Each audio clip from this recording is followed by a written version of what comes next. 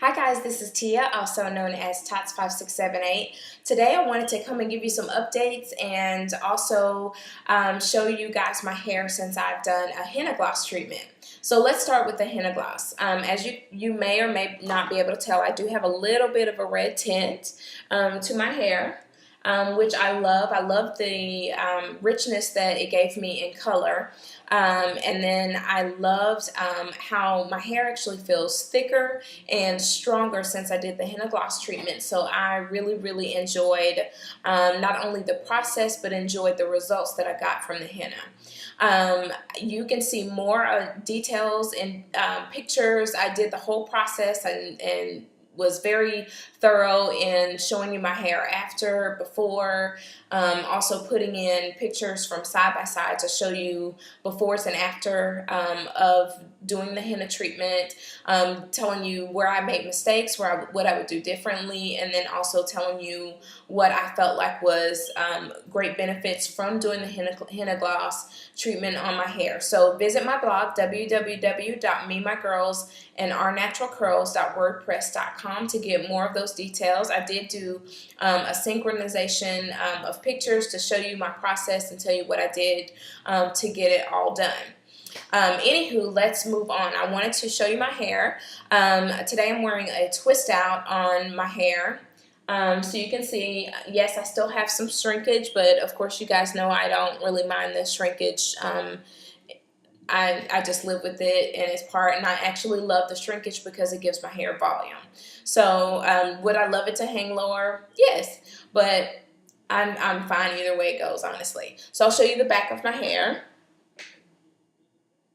And I do have a video that I have yet to upload on YouTube, but I will definitely get that done to show you my process to get these results from a twist out. Moving on, let's get to my tips for winter. Okay, so I have some healthy hair tips for you. The first tip is coconut oil, switching from coconut oil to possibly olive oil or another oil. And let me tell you why.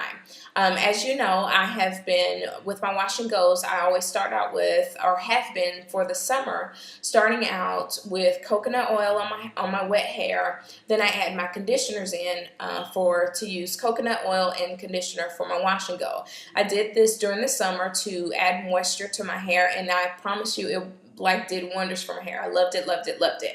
Now, the reason I am going away from coconut oil is the first thing. Coconut oil, when in cooler temperatures, hardens. Now that it's getting cooler, I don't want my hair to be hard when the coconut oil that's in my hair hardens. Second, I can tell that the season is kind of cooling down, but because during the summer, when it was the heat of the summer, the coconut oil in my hair would just like soak up and slurp up and just absorb it really well. Now my hair is not absorbing the coconut oil as much. I'll be on the phone at work, take the phone down from my ear, and my phone is absolutely shiny, and it looks like I have Jericho juice on the handset of my phone. So as you know, I do not like coconut oil. I mean, not coconut oil. I don't like oily hair. I can't stand it. So I'll be switching, now that the season's changed, I'll be switching to using olive oil with my wash and go. So that's my first tip, is to switch from coconut oil to avoid hard hair or avoid your hair not soaking and absorbing the coconut oil completely. Tip number 2. Try to stay away from heat. As you know, I am on a no heat challenge until December. I think that not using heat on your hair is like one of the best things you can do for your hair, for the health of your hair, and for if you're on a growth challenge or just trying to build your hair back up or build the strength of your hair. Now, the reason I say no heat, during the winter, I know a lot of naturals in general just try to straighten their hair during the winter versus because they're afraid of catching a cold during the wash and goes. Now, of course, everything that I recommend and say is things that work for me, and I do know that they work for some others just from the results that they've gotten. However, I do try to recommend that you not not straighten your hair, and I do think it's okay to wear wash and go. Some tips for that. Do your wash and goes maybe on a weekend day when you're at home if you have time. Try to let your hair air dry as long as you can, as long as you possibly can, rather than doing your wash and go the night before. So, for instance, if you can, do your wash and go on a Friday night or a Saturday night. Let it air dry, or when you're doing some housework or whatever, and let it air dry as much as possible at home. I have gone out plenty of times before with my hair soaking wet from a wash and go. I actually was doing some boot camps with my hair soaking wet, and it was cool outside, but I never caught a cold. Not saying that doesn't work for everybody. Also, things that you can do, there's lots of heatless styling that you can do to avoid wearing wash and goes. For instance, this twist out. You can do a twist out, you can do braid outs, you can do updos, protective styling, you can wear buns, you can wear Bantu knot outs. It's so many different options that you can do. You can also do heatless blowouts to style your hair and do things to avoid heat as much as possible during the winter.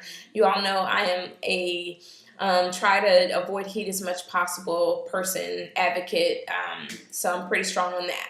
So there's that. Now, tip number 3 is wearing sew-ins possibly, or wearing hair or fake hair or weave or whatever. So let's talk about sew-ins. Sew-ins are great to wear your hair during the winter.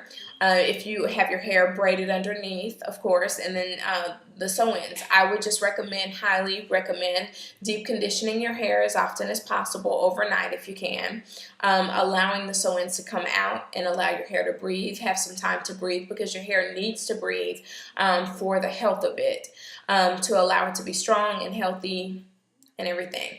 Again, these are from my experiences and my opinions. Now, I have not ever worn a sew-in, but I do know how I have had braids and twists before, which is something else I'm getting ready to get into. And they have always made my hair weak.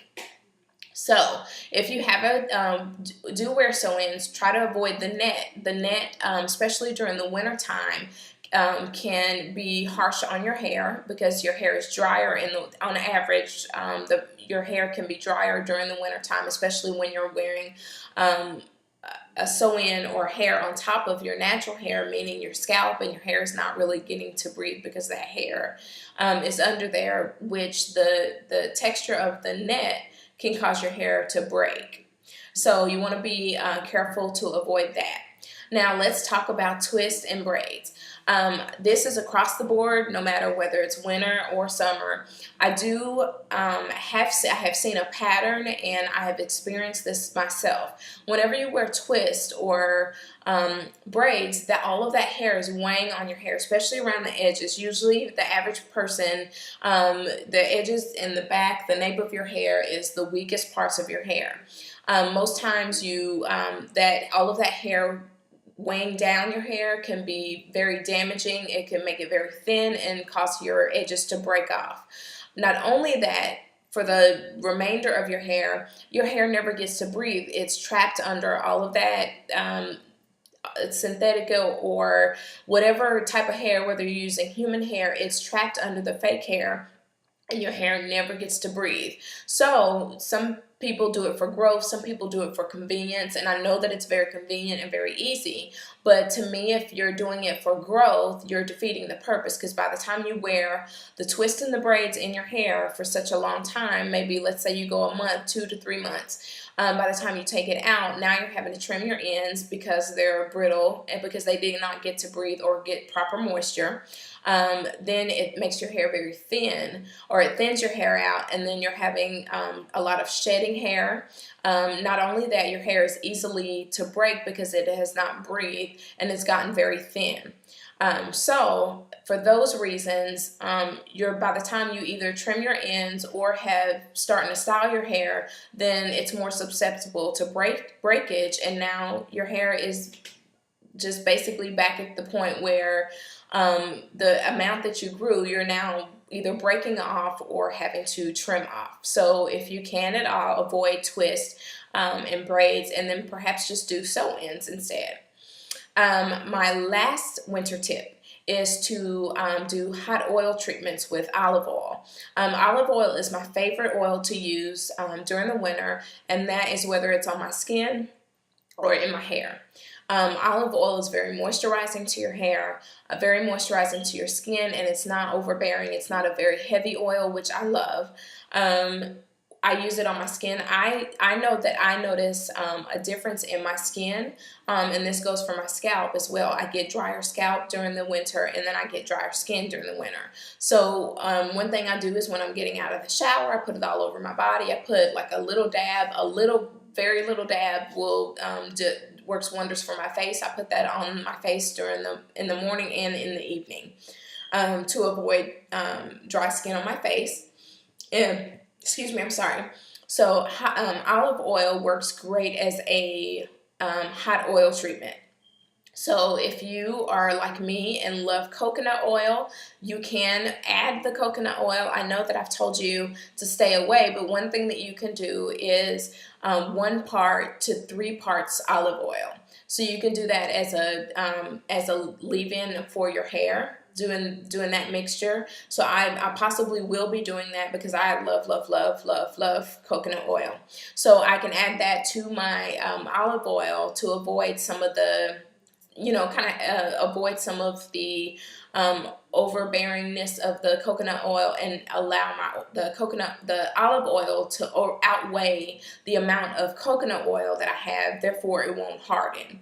So there's that tip. But olive oil by itself works wonders. So you can heat it up in the microwave, you can heat it up on the stove inside a pot of water, and then just warm it up and do a hot oil treatment on your scalp, and then rinse it out in the shower.